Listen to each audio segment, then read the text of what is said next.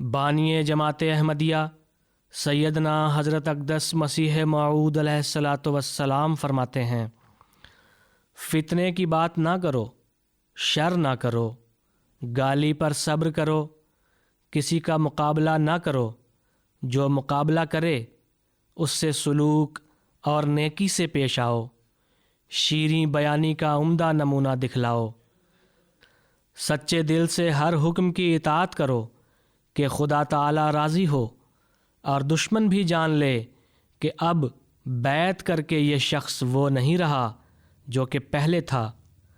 مقدمات میں سچی گواہی دو۔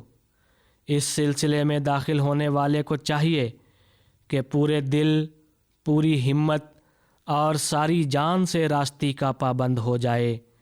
دنیا ختم ہونے پر آئی ہوئی ہے۔